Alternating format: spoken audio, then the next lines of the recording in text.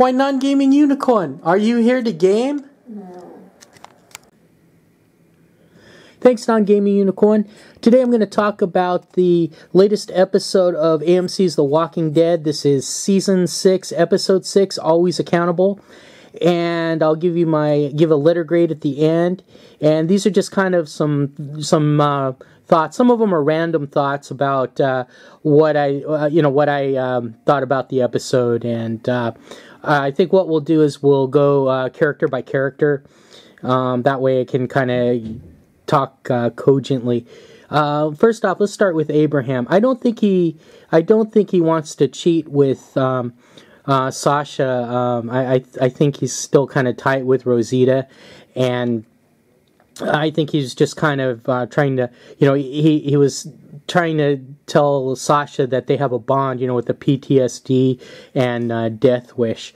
And I like the scene when he found the cigars and the rocket propelled grenade launcher. And with the cigars, hey, Abraham, smoking can kill you. And I kind of liked some of the interactions with Abraham and Sasha. Although I think Sasha, why would she choose to sleep in a room with a walker banging on the glass? That, you're going to get a really good night's sleep if you do that. And that was kind of the problem I had with some of the things in the episode. It was people were doing things out of character, like Abraham, kind of.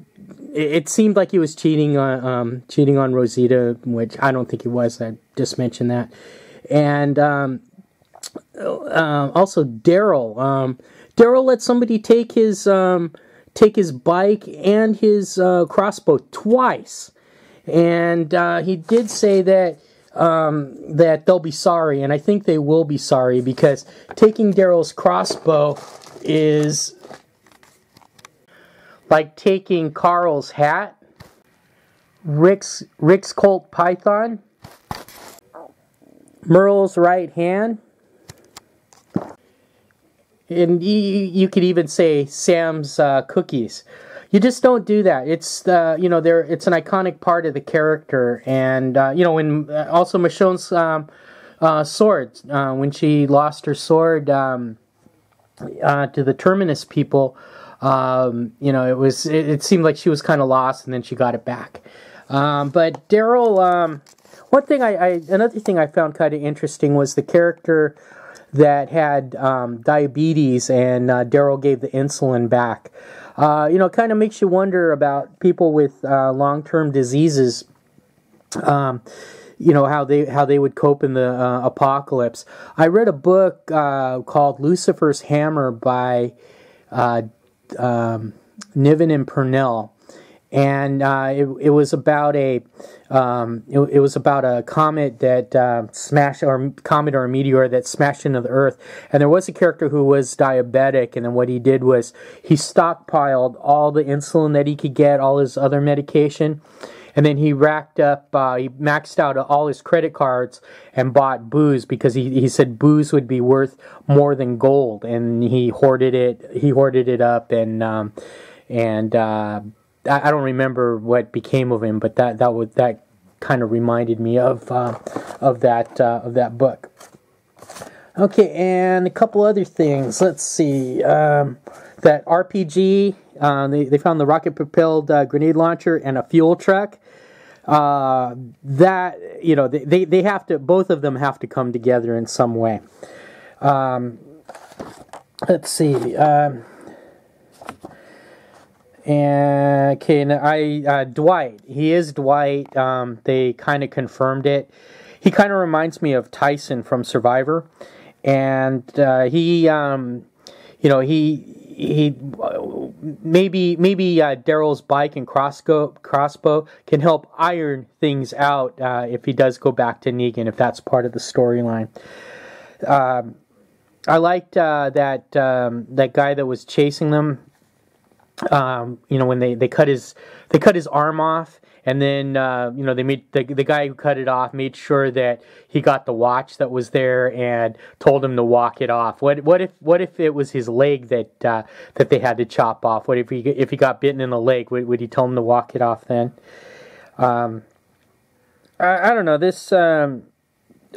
Another thing with the herd was, wouldn't the herd have been attracted by the gunfire, or did they leave them far enough behind where the walkers couldn't hear the firefight at the beginning of the episode? And let's see. I think that you know, I'm going to give this episode an A minus. You know, once again, I liked it better than that hippie episode with Morgan, and I think that the next episode's really going to be neat. The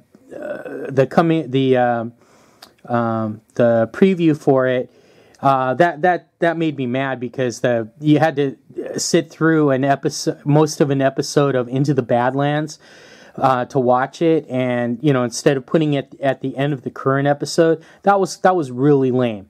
And I don't like the way that they're interrupting the flow with the you know, it'll be Walking Dead, and then another show, and then Talking Dead. It just blows the rhythm, and you know, the coming attractions, and you know, you're kind of, I don't know, me anyway, I'm kind of excited to watch you know, and hash over the episode with Chris Hardwick and his guests.